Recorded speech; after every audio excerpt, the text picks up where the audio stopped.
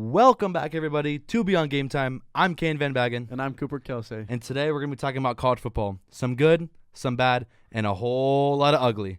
Roll that intro, Coop. Let's roll.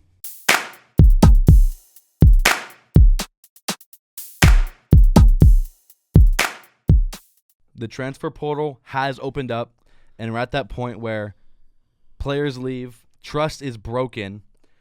Coop, what do you think about the transfer portal? First and foremost, just a quick thought about the transfer portal. It needs to be fixed. Yeah, absolutely. That's my first initial thought. Before NIL, it was okay. It was manageable, but it has exploded, and there needs to be some kind of cap and restriction on transfers as a whole. There needs to be some kind of penalty for transferring multiple times. Yeah, I was thinking about this earlier this morning when I was driving to school. I was like, what if past your junior year, so junior and senior year, you aren't able to transfer? But then I was like, what if there's people who just don't get PT? But then I think if you don't get PT, you're going to transfer as a freshman or sophomore. You know what I mean? Right. I just don't see why sophomores, not sophomores, excuse me, or even sophomores, but why juniors and seniors transfer. It makes sense if you go with your coach. Like we're seeing that with Penn State, Iowa State, and Virginia Tech, right? That's more on that later. Yeah. But I just don't understand why you transfer out when you have a year or two left with that team. It's just one of the biggest things that annoys me. Like we saw it happen. Levitt, he was a sophomore this year, right? Sam Levitt is he was a freshman last year when the Cotton Bowl, Sugar Bowl, whatever. So he's gonna be a junior this upcoming season, and he's gonna be at LSU. Which, it is a little hard. I get Jordan Tyson is gone now. To the draft. Scat was gone last year, right? Scataboo. So they don't have the weapons, and I do think that Kiffin and Levitt are a good fit together. You know what I mean? I see a little bit of how Jackson Dart played football in the same way that Levitt plays football. They're very similar archetype. Yeah, they have the really same archetype and style with how they play football. So I think Levitt and Kiffin are a good fit. But it is going to be weird seeing Levitt, in an SEC atmosphere. SEC atmosphere, right? We saw him play in the SEC atmosphere against Texas in that Sugar Bowl. He played good. Also against Mississippi State. Yeah, and they lost that game, I'm pretty sure. They lost that game, yeah. And it was in Mississippi State. It was with those Cowboys ringing, right? So it's going to be weird seeing Levitt in the SEC atmosphere.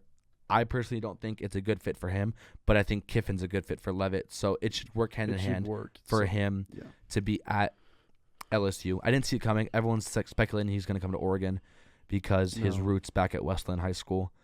True. But I do like him and Kiffin together. I do too. And on that note, where I didn't see it working at Oregon is the play style, especially in the air with we don't know who the coordinator is going to be. Yeah. Yet. I think that might have been part of it. Mm-hmm. And he's not a fit for Dan Lanning. Mm-hmm. He's fit for Lane Kiffin. Dan Lanning is a defensive guy. Yeah. So that can kind of shade away from it just a little bit. Mm-hmm. Another big move that we're going to talk about 3 players this podcast. Another big move is Raiola coming to Oregon. Coop, you're a Nebraska fan also. Yeah. So bandwagon. I don't understand. It's a family thing. So provide some information because you have obviously watched him play more than I have. I watched him play last year, even during his freshman year, and then this year. At this point in time, until I hear more on Dante Moore, I do not like this signing. Yeah. Granted, it's his decision. You said you don't like the signing because Dante leaving or Dante staying? Because if Dante leaves, it puts Raiola in the position. Mm-hmm. However, this is my one thing. If Dante decides to come back, it's going to benefit Raiola to the max. Yeah, absolutely. Yes, Oregon is the school that gets all the social media. Raiola has a heavy media presence that needs to be honed down if he's going to develop. Mm-hmm. He is horribly inaccurate. Yeah. That was my one key thing. He's meant to be a true pocket passer, and the Nebraska O-line forced him to scramble outside of that too much. Yeah. That is the one thing that I will give him credit for is he learned how to adapt. With an O-line that's on the Joe Moore Award watch list every year, I think it can get back to that pocket passer like he was rated for. So, again, I think if Dante comes back for the year and he develops behind him, I think it's going to work out much better. Yeah. And he has 2 years. If Dante comes back, he'll redshirt. Yeah. I'm sure. Because Raiola, which I like, because Raiola said he was willing to sit, which you don't see much from quarterbacks, right? No. We saw that from Dante. Dante came out of high school, was a 5-star commit to Oregon. We brought in Bo, and he's like, I'm not sitting behind Bo. No, I'm going to go to UCLA. Bo, and then he went to UCLA. Came back, and he sat behind DG, right? So I do like that Raiola is willing to sit behind Dante Moore and learn from him, because it honestly shows maturity in how he plays football. Right, and I'm not going to again, I'm not knocking on his media presence. He can do what he wants, but I think part of it is you get so focused on the media that you forget about football sometimes. Yeah. And I think if he focused just a little bit, and then he had to start as he was opted to start as a freshman. Yeah. He didn't really have a quarterback to let him lead. I think he's one that will learn very well behind Dante Moore if he chooses to come back. If not, I still think he'll be okay. I just would really like if he had somebody to develop behind. Yeah.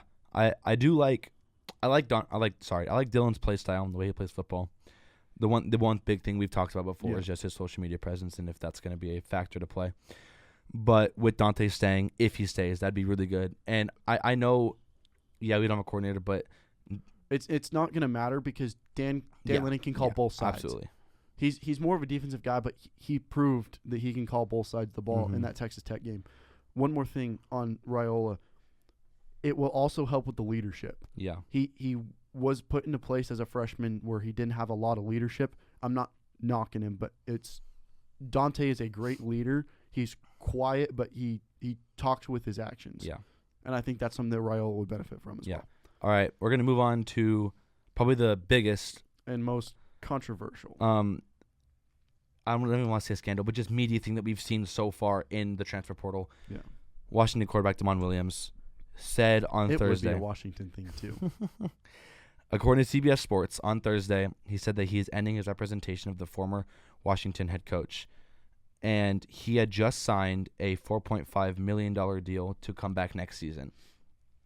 So January 2nd, he signs the deal. And then January 7th, 8th? 4th, something like that, he leaves. So it's literally like 2 or 3 days later, he leaves. Enters the transfer portal. Yeah, and just it literally posts on social media, I'm entering the portal, and Washington starts to pursue the legal action, right? Right. This is something where, actually, let's talk about it first, and then we can talk about how we want to fix this. What first thoughts about this with Damon leaving? Like, when I saw that happen, we sent it to the group chat, and we're like, now his agent's leaving him because of this. Yes. Like, that was the first crazy thing. It's like, holy crap. College football's in a crazy state right now. Yeah. And then the first thing we started talking about was, I said, of course it would be Washington. Second thing is, a contract is a contract. Unless there's a buyout listed and that was paid, he should not be able to leave. Yeah. Again, I'm not going to focus on how to fix it yet, like you said.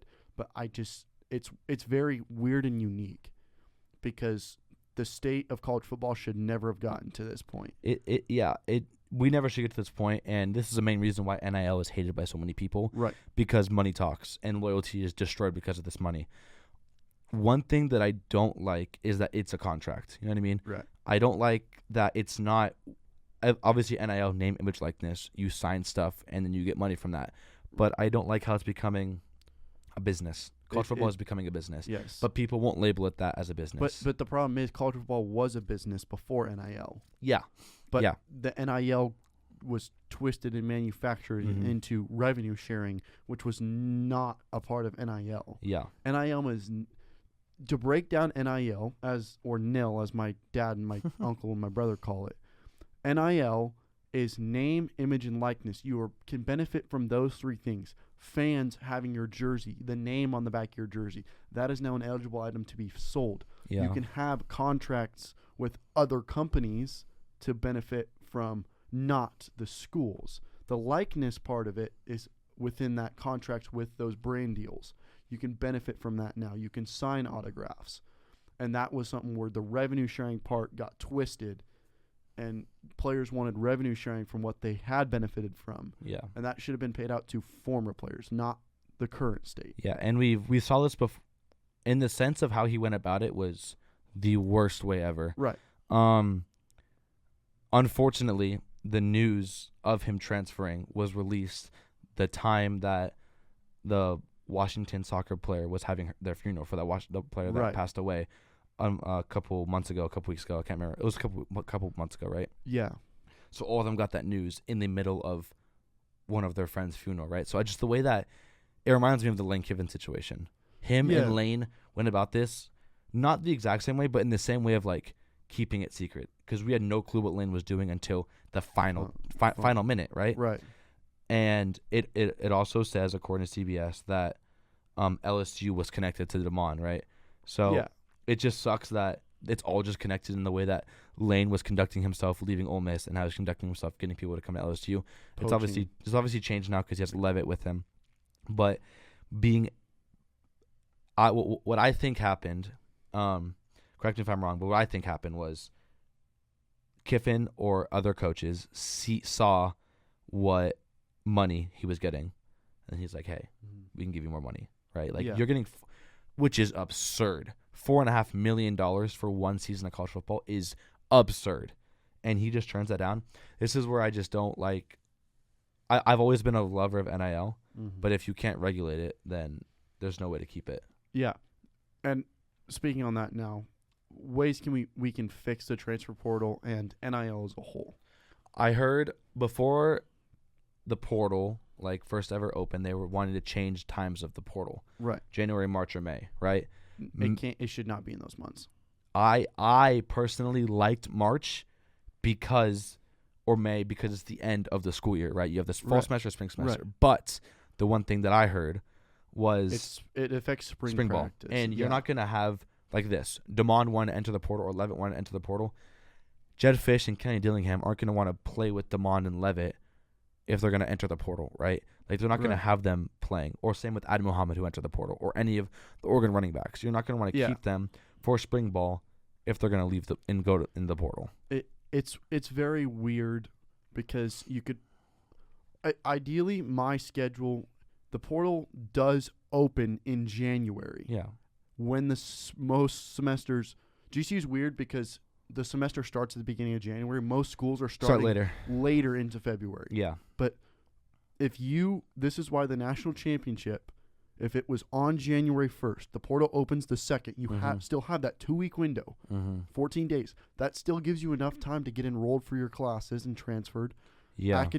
It needs to line up with the academic calendar, and it doesn't right now. Yeah, and I've tried to look at scrunching down college football season. We've said it so many times on this podcast, Army Navy week 0, right? And then you just have quarterfinal games or whatever, play-in games, quarterfinal games, semifinal games, Natty on the January 1st, right? Right. So it'd be December to January 1st is when the Natties are, or is when the playoffs are. I just don't understand why they're not doing that. I don't either. And the sad it would ruin New Year's 6, like the New Year's 6 bowls. Forget New Year's 6. Yeah, all the playoff games should be at home until the Natty at the Rose Bowl. You think until the Natty? The Natty should be the only neutral site game. Okay. Because this is my example. At the Orange Bowl, the Hard Rock Stadium was not at full capacity. Yeah. And I know Oregon fans and Texas Tech fans are passionate, but it was not full. Yeah. If those games would play in Eugene or in Lubbock, it would be a sellout, and they would be struggling to give tickets out. Yeah. So that's just my opinion. And it creates an environment where you still give the higher seed it benefits them better. Yeah. Like all those buys, if those were played at home, Georgia wins that game. I don't think Ole Miss can go into Athens and beat them. I mean, they came close, and if what was the other? Dude, Oregon might have lost against Texas Tech and Lubbock. Yes. Maybe, but maybe. A better chance. Yeah. Miami in the shoe. Miami looks phenomenal, but still, Miami would not win in the shoe. Miami in the shoe, especially at a night game. Yeah. When we saw them win in Caulfield, but still, same thing, right? I do have another thing. If you're finished with your thought about how they can fix college football, I listened to the Joel Klatt podcast a lot, so I'm gonna give him his credit for what he said, and I thought it was a phenomenal idea. You create contracts like we just had. You tell them, and you say, "Hey, you Levitt. Let's say Levitt wants to go play for Levitt's. I'm just use Levitt because he transferred over. Let's use Dante. Dante coming to Oregon for his first ever year was a freshman. He says, "I'll come play for you for 2 years for this amount of money, right? 2 years for this amount of money." And then it just sucks that they're doing this. Like, it sucks that like we have to make this into, like I said before, a business, because people aren't going to want to call it a business and them employees, right? Or like people that they're going to have to buy and pay for. That's not what you want college football to be. But you have, and then if the coach doesn't like that, he says, no, I think I can find someone who wants to play 3 years for X amount of money, right? So then they go recruit other people. And then you're bound to that contract. Right. You're bound to the contract unless you present your buyout, which is the termination of the last part of your deal. So I think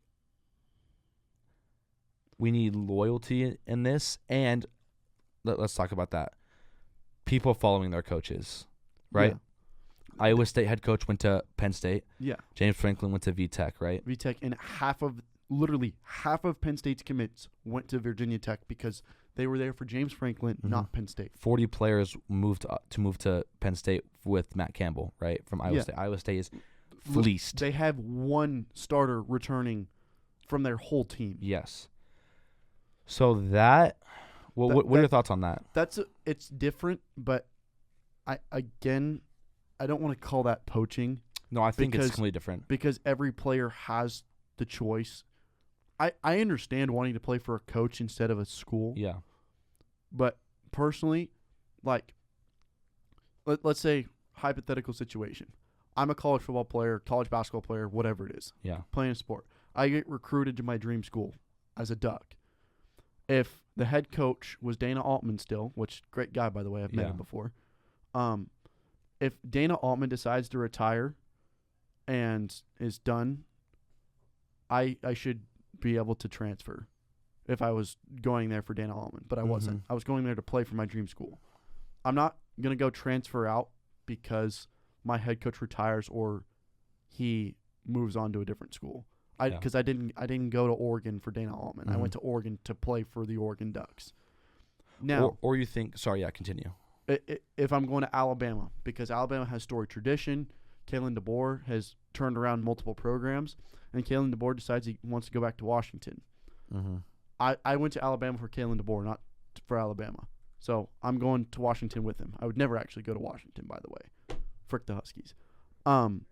That's a different situation where a player should have the ability to move with his coach if he chooses. He should not be restricted in that. That is a senior year kind of exemption because you build a relationship with a coach at a certain point. That would be the thing that ties me with that. Freshman and sophomore year, you have one transfer, and if you choose to this is my fix. If you choose to transfer a second time in 2 years, you lose your red shirt.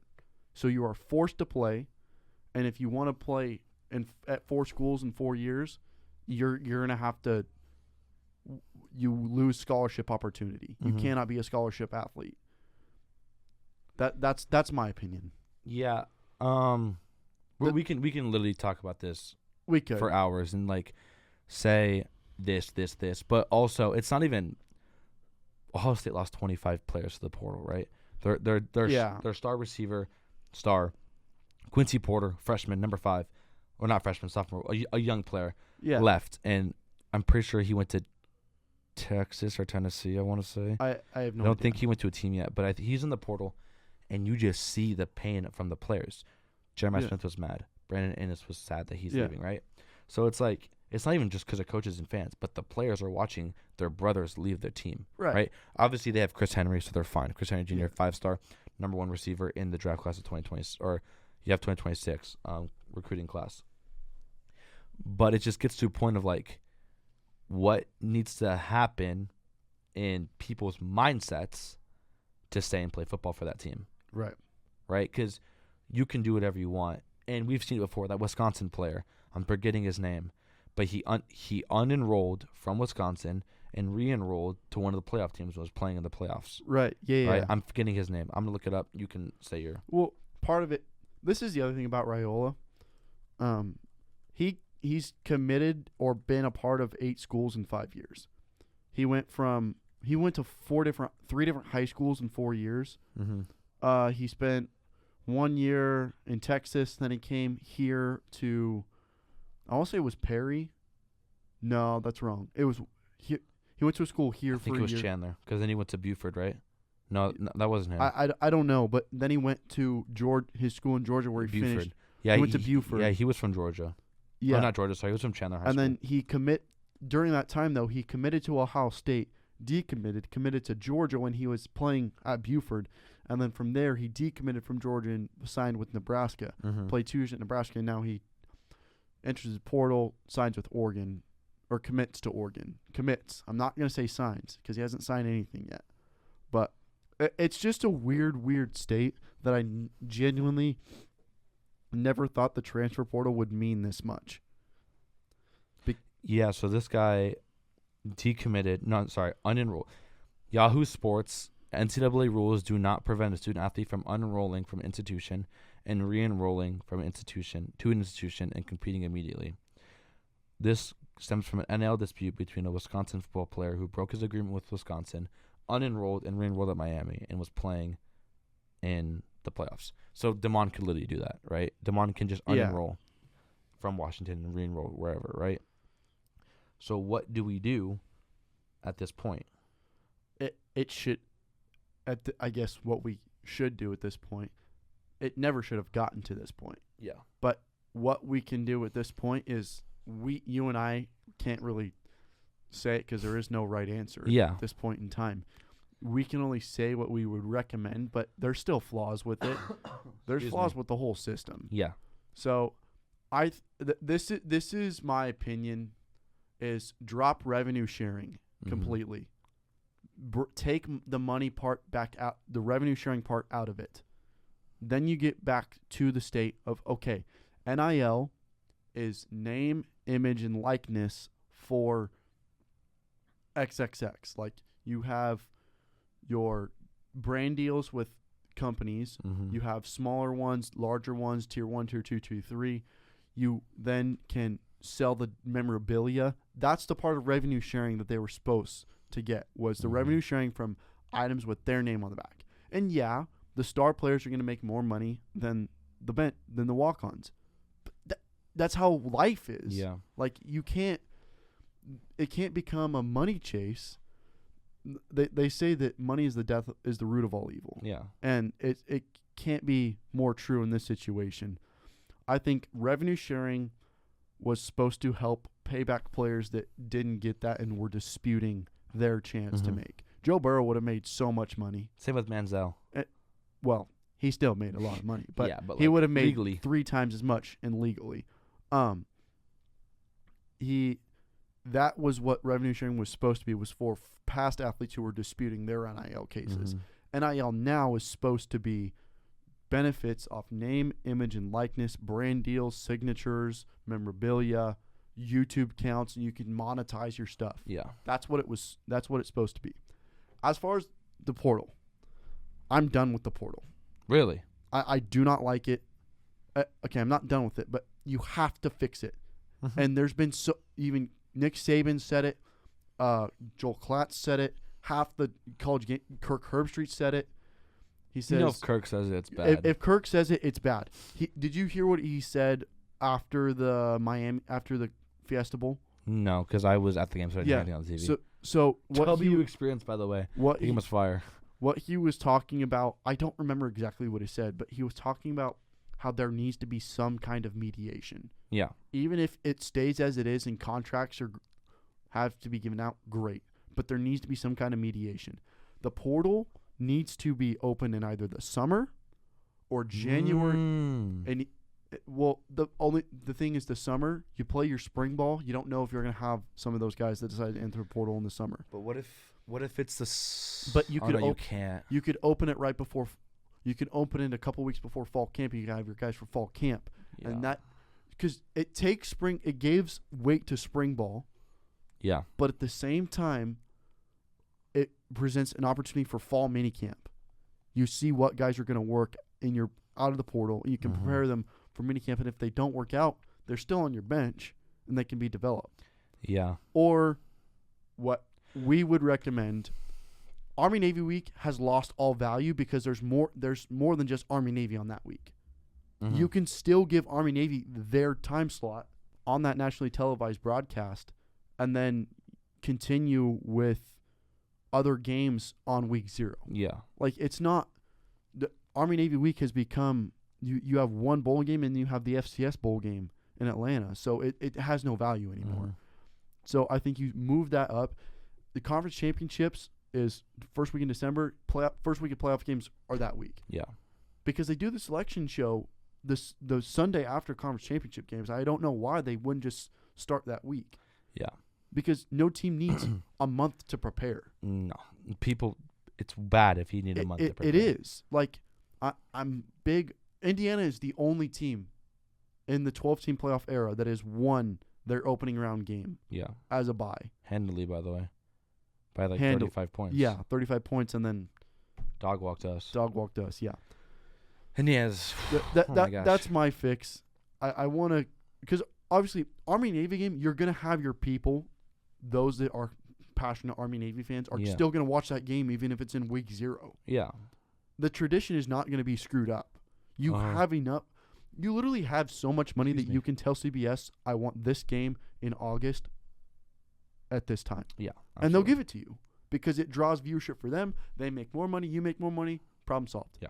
Ladies and gentlemen, that's going to do it for this hard, deep cut episode of Beyond Game Time. A little more serious and us just honestly just talking to each other about just talking to each other. Just what we think about the transfer portal and the state of college football. But it was fun. It was. Hopefully you guys enjoyed that. Let us know if you guys have any recommendations. Mailbag episode will come out this week. Not this week, but the next episode. Yes, next episode. Next episode. So we'll send those questions out. I'll post on the Beyond_Game Time on TikTok and Instagram. Go check it out. We got some hockey content there, and then we'll be posting some NFL stuff on there. So if you want to see NFL stuff, go check out the Instagram. Yep. I'm gonna pray us out, and then we will get on rolling. Lord Jesus, thank you for this gorgeous time together. Lord God, I thank you that I have somebody like Kadon to talk about a passion with. Lord, I just pray for the state of college football. I know that it's not at its worst, but we just want to see it improve. We want to see to where your name can be glorified more. And I think that we can look back on the 2025 national championship to Notre Dame and Ohio State, Lord. Your name was glorified there, and I think we don't recognize that enough. That we may hate on those teams a little bit, but we understand the glory that was exemplified there. We just thank you again for this time together and to talk about a passion we love. Would we be able to serve you better day after day? Thank you, and we love you. In Jesus' name, amen. Amen. Later, y'all. Bye, y'all.